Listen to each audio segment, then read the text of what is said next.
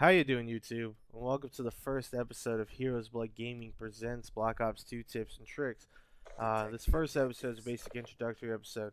My name is Zedrenael. I'm work at Heroes Blood Gaming, and what we're trying to accomplish here is give you guys a basic breakdown of league play and a map analysis, game type analysis for you guys.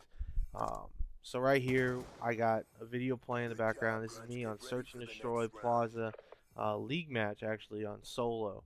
I go 16-1 in this match and pretty much carry my team to victory um, in all but the last round. So right there in round one, I went 3-1 or 3-0 against the other team, and the fourth guy hasn't even loaded the game yet, which he finally gets in here in this second round. So for you guys out there, if you guys want to be doing league play, you can't be playing it like pubs. You can't just run out there Lone Ranger style, running and gunning. You got to have some kind of coordination with your team. So this entire time, me and my team, or this makeshift team, are calling out enemy locations, calling out where we're going, what we're doing, and what we're thinking. The biggest thing in league play and game types, objective-based game types, is communication. So right here, he called out that there's a guy on this roof. I go up there to try to flank him from behind and then take him out, but he kind of rushed me, and then I just pulled the trigger and spray and pray, right? Everyone knows that motto.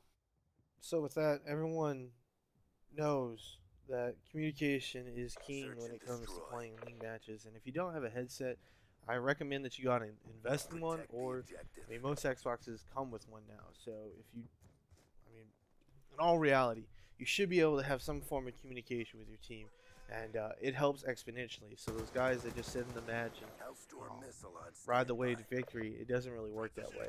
Because if the other team's communicating, making call outs on where you are, where they are, and what they're thinking, what they're doing, or asking for support in certain situations, um, they're gonna do much better than you are. You can't do the Lone Ranger stunt stuff. Um, I think that would have to be my biggest pet peeve in league play is the Lone Ranger, the guy who thinks he's Superman, he's invincible, he can carry the whole team to victory. I mean, here I said I carried the team to victory, but in all reality, if it wasn't for my team making callouts or discussing what we're doing, what we're thinking, then I wouldn't really uh, I wouldn't really have been able to do what I did in this match. Um, so communicate, guys. Just get out there, get on a league match, start talking to the guys, start talking to the guys on the team, and figure out what you guys want to do, where you guys want to go, and what do you want to accomplish. If you want to capture a flag, you got to cover the spawn points. You got to have a route, an exit route from the enemy base to your base, and you also got to cover your flag. Make sure they don't take it because you can't cap a flag without your flag at your base. So communication, it's the biggest thing here. Um, Second thing, your pick 10 system. There's a lot of people out there, a lot of this is perfect class for this game type. This is perfect class for this game type. On this map you should use these things. I mean, in reality, I have the same opinions. I mean, certain things that I don't like, in certain game types like search and destroy, I'll never use scavenger because I don't have a need to get more ammo or get another grenade. Because if you're in the need for another grenade or more ammo, then you're kind of in a desperate situation, and you shouldn't get there.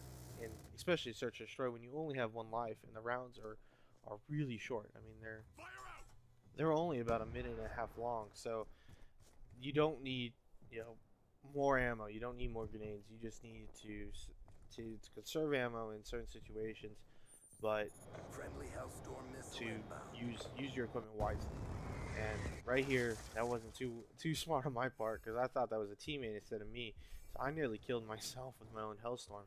And right here, my sentry gun is doing work on these two in the bar. And one guy, I don't know why, he thinks he can outshoot a sentry gun. Don't ever go gun battle against a sentry gun. It's not the smartest thing. And here, I think I went a little overboard on using my lightning strike on the guy on the roof again. But I really wanted the ace, so I just kind of nuked him. But it was better off if I held on to that, and maybe in a later situation where it's a clutch or it's 1v4 or 1v3, where I'm being outmanned or outgunned, and trying to even the playing field. So score streaks is the next thing that I would like to cover in how you can use them. Score streaks, you have to use them wisely. Don't use score streaks when the objective is inside a building and all the enemies have the objective, because a Hellstorm missile into a guys in a building is a very ineffective method, because you're not going to hit anything. You're going to hit the building and you're not going to get a kill. So you want to conserve score streaks until the right moment, the right the right instance that you want to use them. So use them wisely. Like a Hellstorm on the second hard point on this map would be a smarter idea than trying to use a Hellstorm when the hard points inside the bar, the first hard point. You don't want to try that, because you're not going to get any kills if all the enemies are inside the bar. But you will get some kills if all the enemies are inside the second hard point. So just something to keep thinking about in the back of your mind. When should I use my score streaks? You should use your score streaks when it's most appropriate. And the last thing I think I got time for today, guys, is just to go over what's coming in the future. So next week we're going to try to do a breakdown of this map, Plaza, Search and Destroy, and give you guys a quick rundown of what you guys should be doing, what you guys should be thinking, and then from there we're going to keep going through the Search and Destroy series, and then move on to Hardpoint, and then capture the flag. So I'm going to let you guys go. Enjoy the rest of this video, and peace YouTube. I'm out.